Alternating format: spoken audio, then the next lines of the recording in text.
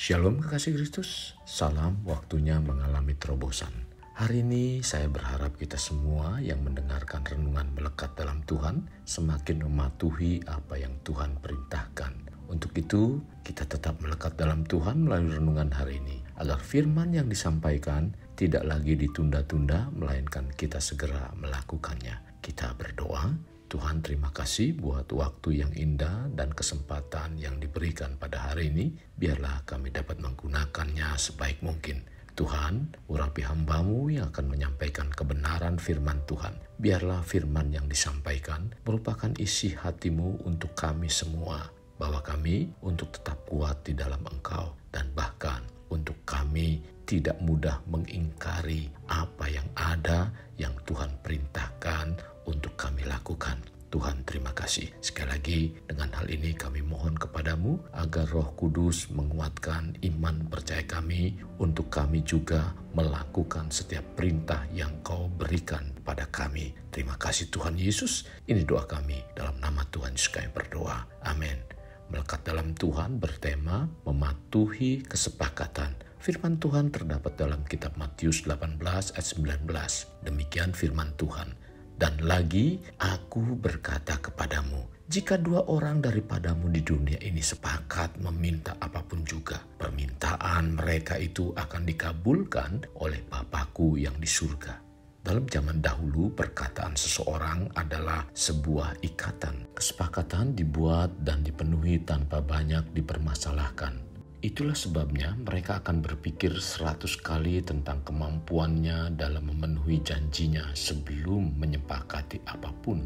Di masa sekarang, memenuhi kesepakatan sepertinya sekedar untung-untungan.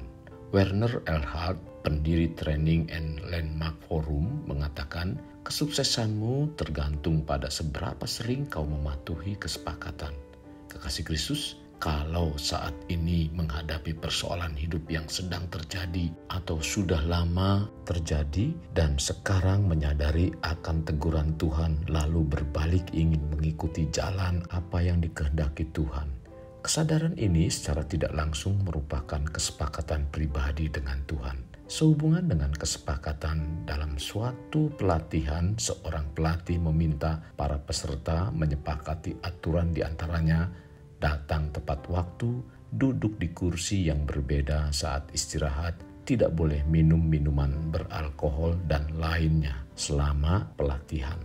Pelatih meminta para peserta menandatangani sebuah formulir di buku latihan, di mana di dalam formulir tersebut ada kalimat, "Saya setuju untuk mematuhi semua pedoman dan aturan ini." Dari kesepakatan yang dibuat ini, sebagian dari mereka tahu akan melanggar sedikitnya 1 dari pedoman sebelum mereka menyepakati. Mereka ingin mengikuti pelatihan tanpa sepenuhnya mentaati peraturan. Jadi mereka pura-pura sepakat tetapi mereka tidak benar-benar berniat mematuhinya. Kesepakatan yang dibuat bukan karena mereka merasa tidak enak dan ingin menghormati pelatih, dan juga jangan membuat kesepakatan karena ingin menghormati orang lain. Kekasih Kristus, bila kita melakukan kesepakatan dengan Tuhan, hendaknya kita jangan mempunyai keinginan lain selain tunduk dan taat untuk mematuhi kesepakatan tersebut. Ingat, Tuhan tidak akan pernah mengingkari dari apa yang telah disepakati. Kekasih Kristus, apapun kondisi dan keadaan kita, entah dalam keadaan retak, pecah, hancur berantakan, jangan berpikir tidak akan mungkin untuk menerima pemulihan. Bila kita melakukan kesepakatan baru dengan Tuhan, Tuhan akan sangat senang sekali karena Tuhan sangat berkehendak bahwa anak-anaknya dapat menjalani hidup penuh dengan kebahagiaan, bukan penderitaan.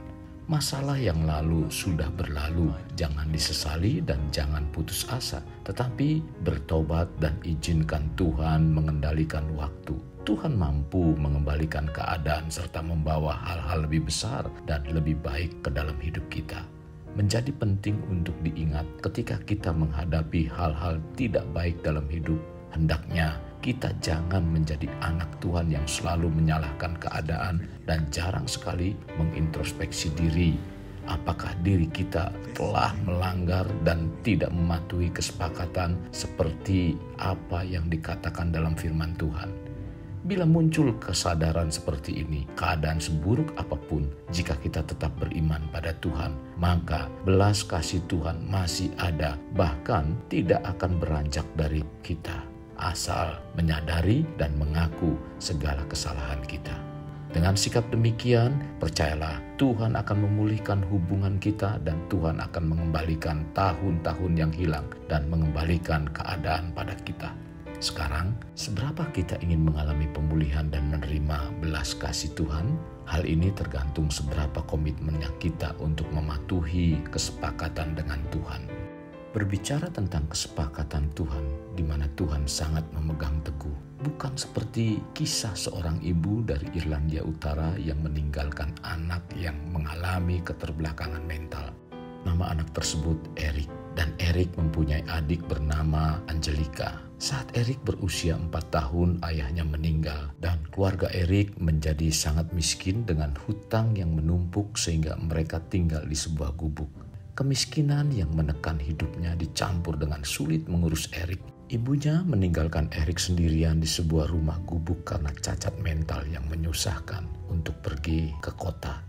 10 tahun sudah berlalu, ibunya menikah dengan seorang pria dewasa yang bernama Brad. Brad memiliki sifat yang sangat baik, penyabar dan penyayang.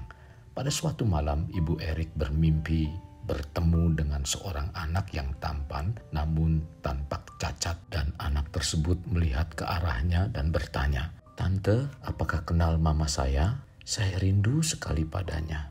Setelah berkata, anak itu pergi. Lalu ibu itu ingin menahan. "Tunggu, sepertinya saya mengenalmu. Siapa namamu?" "Nama saya Eric, Tante."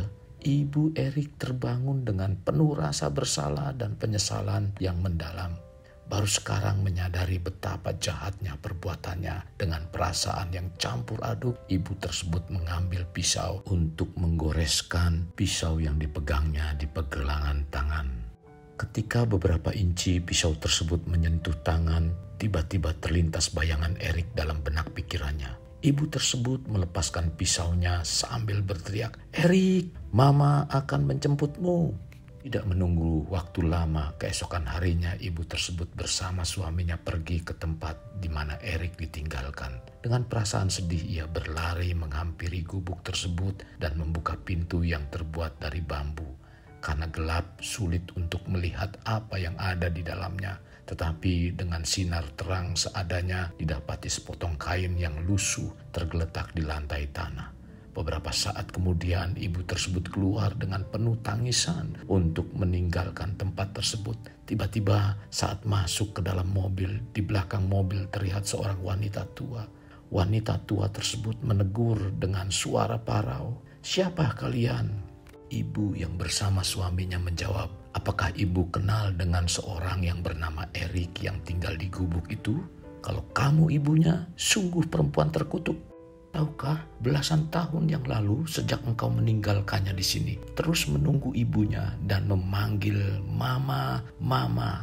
Saya suka memberi makanan walau saya seorang miskin dan bekerja sebagai pemulung sampah. Saya tidak meninggalkan anak saya seperti itu.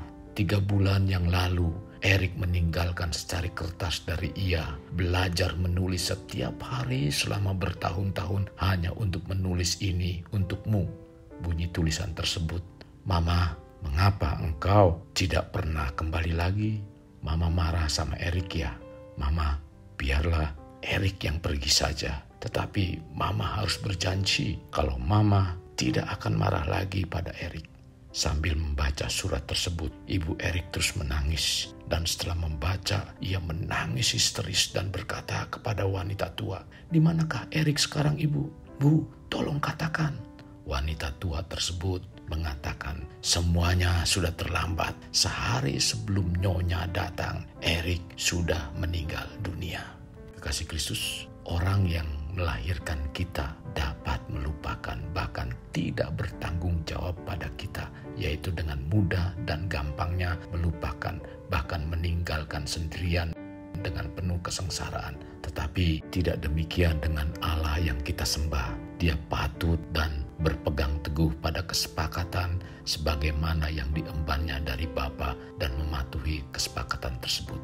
Kekasih Kristus, mari kita alami terobosan hidup. Untuk mengalaminya, mulailah dengan mengenal prinsip-prinsip kerajaan Allah serta menjadi warga kerajaan. Kita berdoa. Bapa Surgawi, terima kasih buat firman yang Kau sampaikan hari ini. Biarlah firman ini sungguh meneguhkan iman percaya kami di dalam Engkau, sehingga kami semakin mematuhi akan janji-janji yang disepakati bersama dalam kebenaran firman-Mu. Kami percaya bahwa Engkau tidak akan ingkar janji. Tuhan, terima kasih.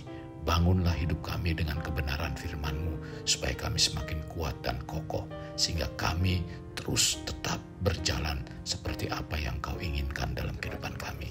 Kami rindu supaya apa yang ada dalam kehidupan kami memberi buah-buah yang baik untuk Engkau. Ini doa kami dalam nama Tuhan Yesus kami berdoa. Amin. Kasih Kristus, mari kita mengakhiri dengan mengedahkan kedua tangan kita.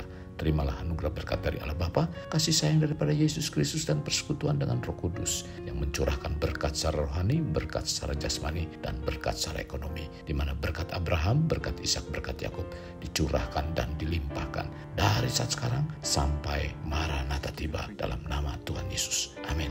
Sampai jumpa di renungan berikutnya. Tuhan Yesus memberkati. Jangan lupa like, share, dan subscribe.